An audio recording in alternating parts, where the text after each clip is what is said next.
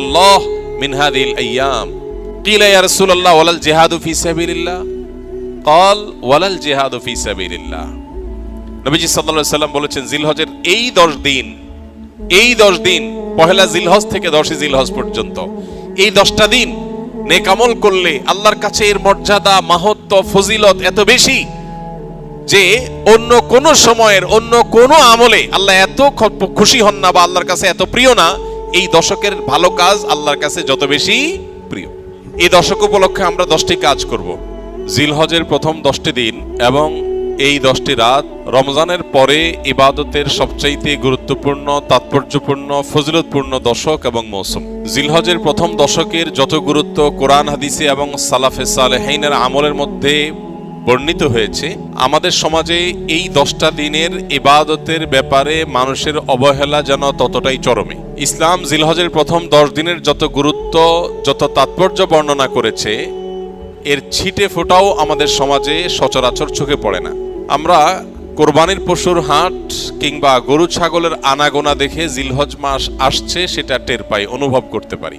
অথচ সাহাবায়ে কেরাম রিদওয়ানুল্লাহি তাআলা আলাইহিম আজমাইন তারা জিলহজের প্রথম 10টি দিন ইবাদতের ব্যাপারে এত বেশি মাশগুল হতেন, এত বেশি রত থাকতেন যে তাদের বাজারে ঘাটে জিলহজের প্রথম দশকের আলামত বোঝা যেত। সাহাবী আবু হুরায়রা রাদিয়াল্লাহু তাআলা আনহু এবং কোন সাহাবী জিলহজের প্রথম দশক এলে বাজারে যেতেন শুধুই তাকবীর পাঠের উদ্দেশ্যে, কোনো কেনা বেচার উদ্দেশ্যে না। উদ্দেশ্য ছিল বাজারে গিয়ে বাজারে দুনিয়াদারিতে মগ্ন মানুষগুলোকে জিলহজের প্রথম দশকের ইবাদতের ব্যাপারে স্মরণ করানো। এজন্য বাজারে গিয়ে এই দশকে বলতেন আল্লাহু আকবার লা ইলাহা ইল্লাল্লাহু আল্লাহু আকবার ওয়ালিল্লাহিল হামদ। এই যে তাকবীর তাহমিদ তাহলিল, আল্লাহর একত্ববাদ আল্লাহর বড়ত্ব এবং প্রশংসা জ্ঞাপন করা, এটা এই দশকের অন্যতম গুরুত্বপূর্ণ একটা আমল। এই আমল করবার জন্য সাহাবীদের কেউ কেউ বাজারে গিয়ে একটু সরবে বলতেন যাতে করে তার শুনে শুনে অন্যরাও বলতে পারে। মিডল ইস্টের কোন দেশের কোন এলাকাতে একটি চমৎকার দৃশ্য জিলহজের প্রথম 10 দিন উপলক্ষে দেখা যায়। সেটা হলো বিভিন্ন বাসাবাড়ির গেইটে গ্যারেজে বিভিন্ন সুপার শপ শপিং মল ছোট বড় দোকান ইত্যাদিতে ছোট্ট একটা ডিভাইস সেট করে সেখানে তাকবীরের অডিও অনবরত চালু করে রাখা হয়। মৃদু ভলিউমে হালকা আওয়াজে যে তাকবীরের ধ্বনি চালানো হয়, এটার উদ্দেশ্য পথচারী বা আশপাশ দিয়ে যারা যাবে তাদের জন্য স্মরণ হয় যে এই দশকে নবী আলাইহিস সালাম নির্দেশ করেছেন ফাকসিরু ফিহিন্না মিনাত তাকবীরি ওয়াত তাহলিলি ওয়াত তাহমিদ। এই দিনগুলো যখন আসবে এবং তাকবীরের তাশরিকের আইয়ামে তাশরিকে যে দিনগুলো আছে সেগুলোতেও আল্লাহর একত্ববাদের বর্ণনা লা ইলাহা ইল্লাল্লাহ বলার মাধ্যমে, আল্লাহর বড়ত্বের বর্ণনা আল্লাহু আকবার বলার মাধ্যমে, আল্লাহর প্রশংসার জ্ঞাপন আলহামদুলিল্লাহ বলার মাধ্যমে বেশি বেশি যেন করি আমরা। নবীজি নির্দেশ করেছেন তোমরা এই দিনগুলোতে বেশি বেশি লা ইলাহা ইল্লাল্লাহ আল্লাহু আকবার আলহামদুলিল্লাহ এগুলো পাঠ করবে।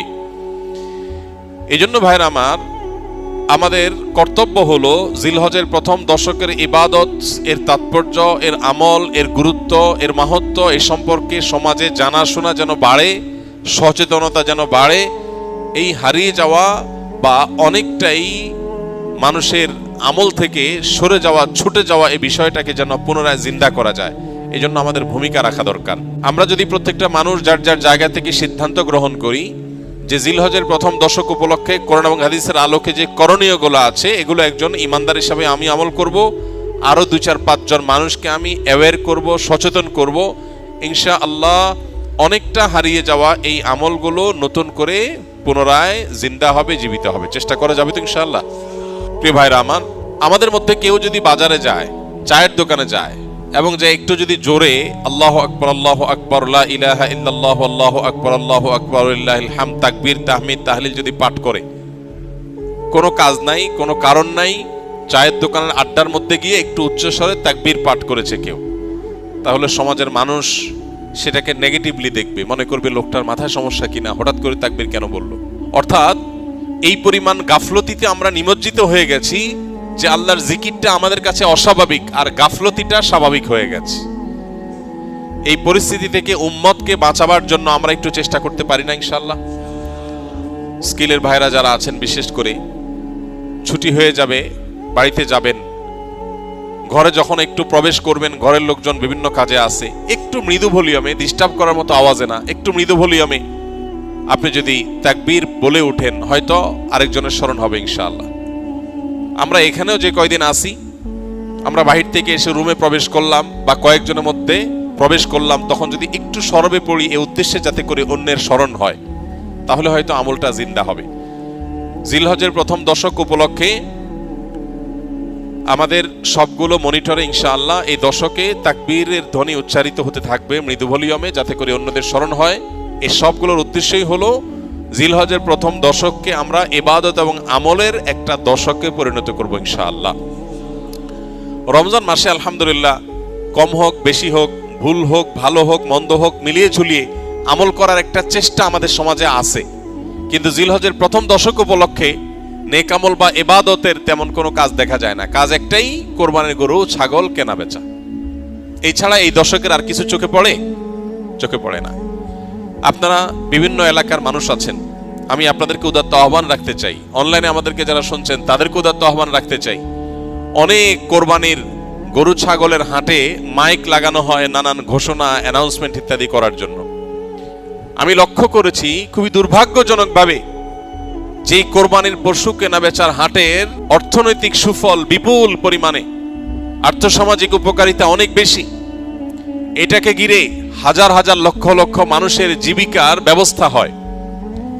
এই দেশ পশু পালনে অনেকটা স্বয়ং সম্পূর্ণ, পশুর গোশত যতটুকু আমাদের প্রয়োজন হয় তার জন্য স্বয়ং সম্পূর্ণতা অর্জন করেছে শুধু কোরবানির খাতিরে। সারা বছর একটা বাছুর লালন পালন করার পর বা 2 বছর লালন পালন করার পর যখন বাজারে বিক্রি করে, কেউ একজন গরিব মানুষের সংসার পালার মতো টাকা হয়ে যায়। বহু মানুষের জীবিকা এই কোরবানির এই ইবাদতের মাধ্যমে আল্লাহ তাআলা ব্যবস্থা করেছেন। কোরবানির এই আমলটা যেখানে একটা ইবাদত, আল্লাহর গুরুত্বপূর্ণ একটা নির্দেশ। নবী করিম সাল্লাল্লাহু আলাইহি সাল্লাম কানা নবী সাল্লাল্লাহু আলাইহি সাল্লাম আকামা রাসূলুল্লাহ সাল্লাল্লাহু আলাইহি সাল্লাম বিল মদিনাতি 10 সিনিন ইউদাহি, নবীজি 10 বছর কোরবানি করতেন, মদিনায় অবস্থান করেছেন এবং কোরবানি করতেন। শুধু বিদায় হজের সময় তিনি হজের সফরে ছিলেন, বাকি বছরগুলোতে তিনি মদিনা থেকে প্রতি বছর কোরবানি করতেন।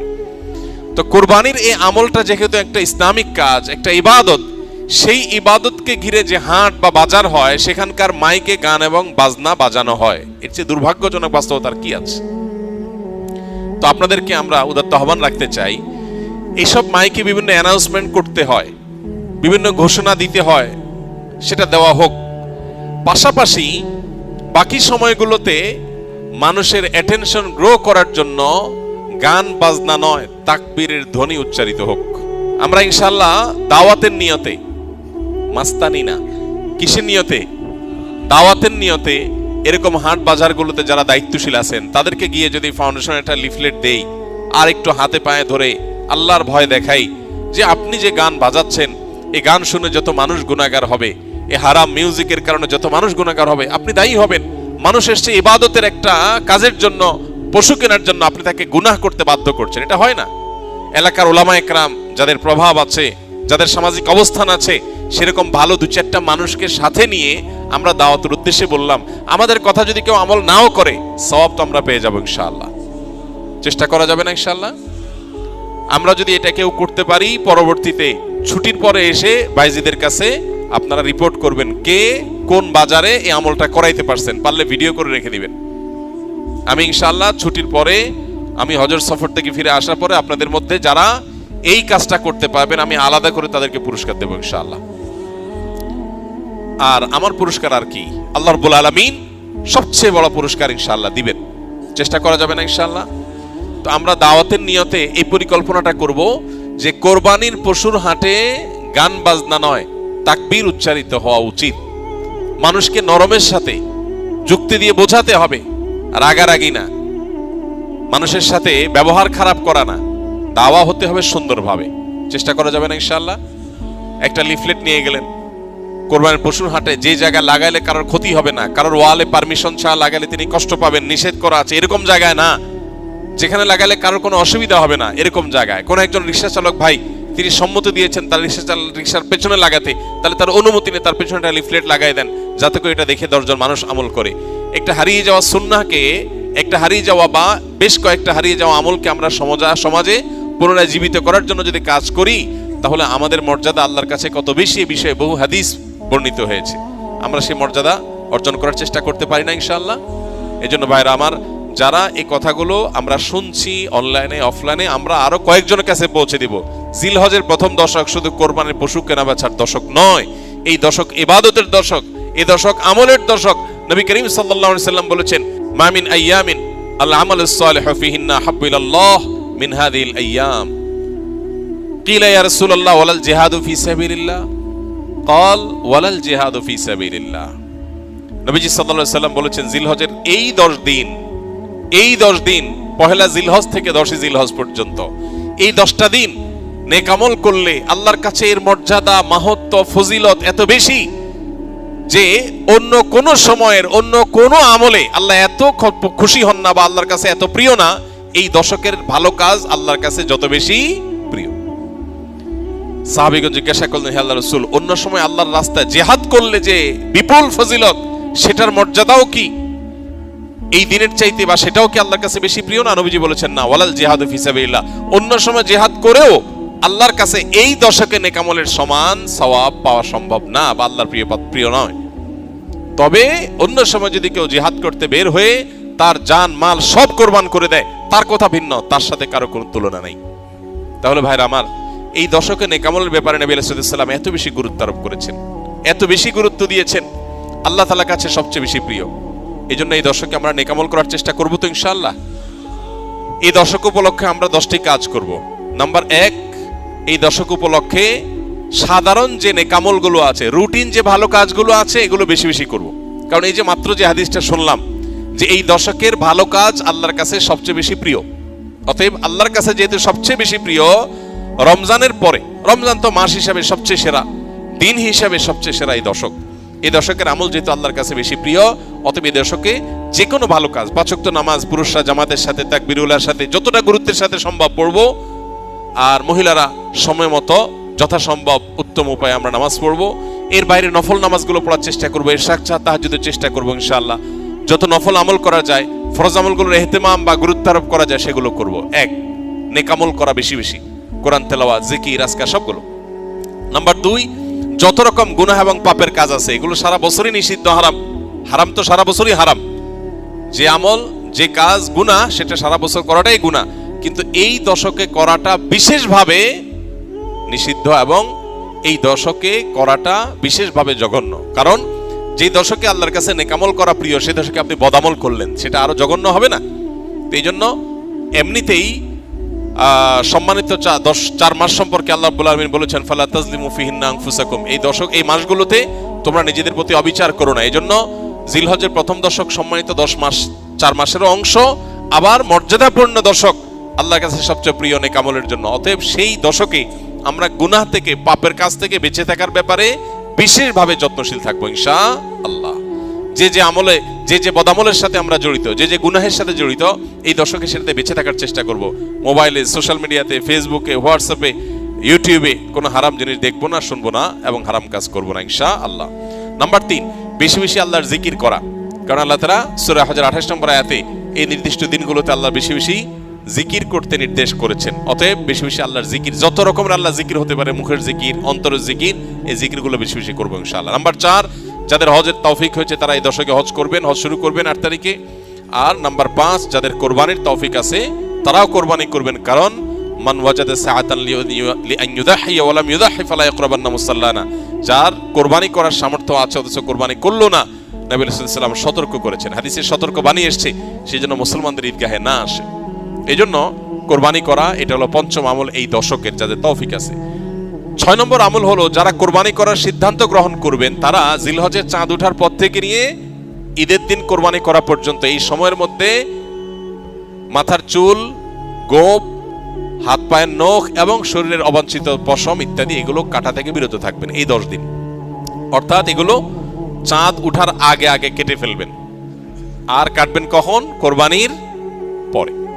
তাহলে চাঁদ উঠা থেকে কোরবানি এই সময়ের মধ্যে চুল, নখ ইত্যাদি কাটা থেকে বিরত থাকবেন কারা? যারা কোরবানি করার নিয়ত করেছেন। যদিও এখানে কোরবানি যারা করার নিয়ত করেন নাই, যারা কোরবানি করার নিয়ত করেন নাই, সে মানুষগুলোর জন্য এই আমলের কথা অনেক উলামা একরাম বলেন এবং উভয়টার সপক্ষেই কম বেশি দলিল এবং যুক্তি আছে। 7 নম্বর আমল হলো বেশি বেশি তাকবীর তাহমিদ তাহলিল পড়া, যেটা মাত্র বললাম। উঠতে বসতে চলতে ফিরতে, বাজারে ঘাটে ঘর বাড়িতে সব জায়গাতে আল্লাহু আকবার আল্লাহু আকবার, লা ইলাহা ইল্লাল্লাহু আল্লাহু আকবার আল্লাহু আকবার ওয়ালিল্লাহিল হামদ বেশি বেশি উচ্চারণ করা। আমরা মোবাইলের ওই যে কল করলে যে বাজে, যে কি বলে ওইটাকে, রিংটোন না, ওয়েলকাম টিউন। ওয়েলকাম টিউন হিসাবে তাকবীর কিভাবে সেট করা যায় সেটার জন্য আমরা প্ল্যান করতে পারি, প্রোগ্রাম করতে পারি। আর কতভাবে মানুষকে স্মরণ করানো যায় হালাল উপায়ে, বৈধ উপায়ে, সেটা আমরা চেষ্টা করতে পারি। তাহলে 7 নম্বর আমল হলো বেশি বেশি তাকবীর তাহমিদ তাহলিল পাঠ করা। এটা এই 10 দিন ধরে রাত দিন কোনো সংখ্যা ছাড়া যার যতটুকু তৌফিক হয়। 8 নম্বর আমল হলো এই তাকবীরটাই আইয়ামে তাশরিকে, অর্থাৎ জিলহজের 9 তারিখ বাদ ফজর থেকে নিয়ে জিলহজের 13 তারিখ আসর পর্যন্ত প্রত্যেক নামাজের পরে একবার করে পাঠ করেন নারী পুরুষ সবাই।